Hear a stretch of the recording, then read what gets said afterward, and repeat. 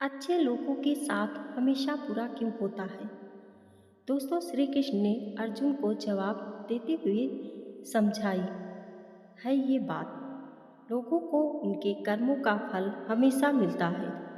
आपने महसूस किया होगा कि जो लोग अच्छे कर्म करते हैं वो परेशान रहते हैं, वहीं जो बुरे कर्म करते हैं वो खुशी से रह रहे होते हैं।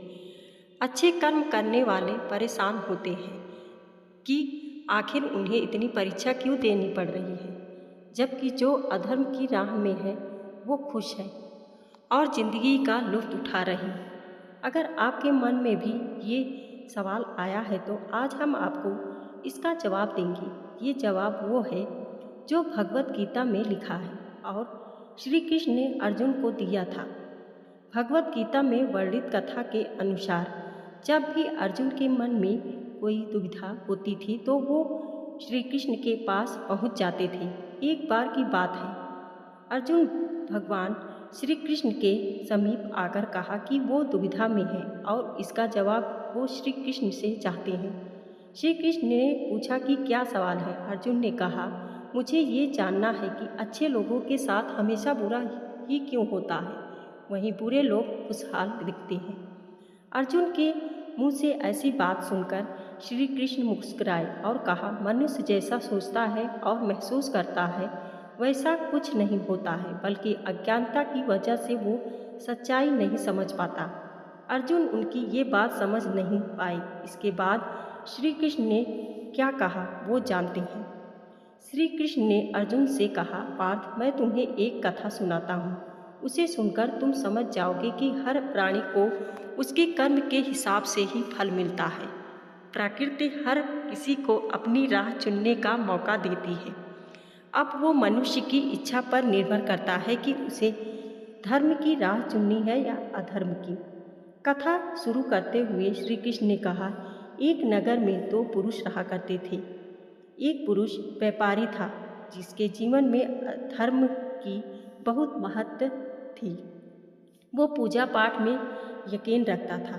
वो हर रोज मंदिर जाता था और दान धर्म भी करता था और हर रोज भगवान की पूजा करता था। वहीं दूसरा पुरुष बिल्कुल विपरीत था। वो हर रोज मंदिर तो जाता था लेकिन पूजा करने नहीं, बल्कि मंदिर के बाहर से जूते चप्पल चुराने। उसे दान और अधर्म से कोई लेना देना नहीं था। समय बीतता गया और एक दिन बहुत जोर की बारिश हो रही थी। इस वजह से मंदिर में पुजारी के अलावा कोई नहीं था। ये बात जब दूसरे पुरुष को पता चली तो उसने कहा कि ये सही मौका है मंदिर का धन चुराने का। पंडित से नज़र बचाकर उसने मंदिर का सारा धन चुरा लिया। उसी समय धर्म कर्म में विश्वास रखने वाला व्यक्ति भी मंदिर पहुंचा। दुर्भाग्य से मंदिर के पुजारी ने उसे ही चोर समझ लिया और चिल्लाने लगे। वहीं लोग एकत्र हो गए और उसे बहुत सा मारा। किसी तरह वो बचते बचाते वहाँ से निकला तो दुर्भाग्य ने उसका साथ वहीं भी नहीं छोड़ा। मंदिर के बाहर वो एक गाड़ी से टकरा गया और घायल हो गया। फिर वो व्यापारी लंगड़ाते हुए घर जाने लगा तो रास्ते में उसकी मुलाकात उस पुरुष से हुई जिसने मंदिर से धन चुराया था। उसने कहा, आज तो मेरी किस्मत चमक गई, एक साथ इतना सारा धन मिल गया। ये सब देखकर उसे बहुत बुरा लगा और उसने अपने घर से भगवान की सारी तस्वीरें निकाल दी। कुछ सालों बाद दोनों की पुरुषों की मृत्यु हो गई। मरने के बाद जब दोनों यमराज की सभा में पहुँचे और भले पुरुष ने दूसरे व्यक्ति को देखा तो उसे बहुत गुस्सा आया।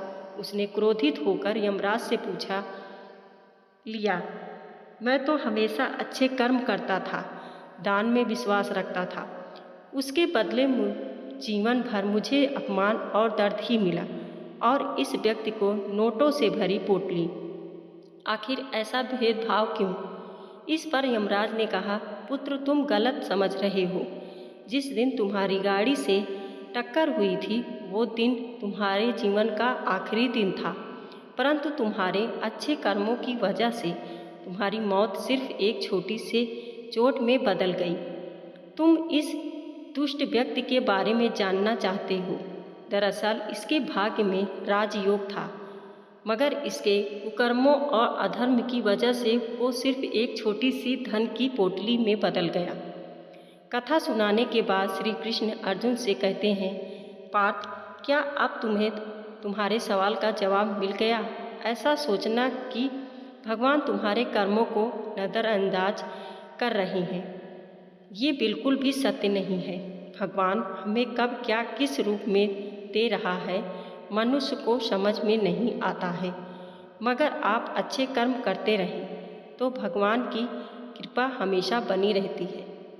इसलिए अपने कर्मों को बदलना नहीं चाहिए, क्योंकि उसका फल हमें इसी जीवन में मिलता है। इसलिए मनुष्य का फर्ज है कि वो हमेशा अच्छे कर्म करते रहें, क्योंकि श्री कृष्ण ने गीता में भी बताया है कि किसी के द्वारा किया गया कर्म बेकार नहीं जाता, चाहे वो अच्छा हो या बुरा। दोस्तों, ये जानकारी अच्छी लगी हो तो लाइक और सब्सक्राइब जरूर करें। धन्यवाद।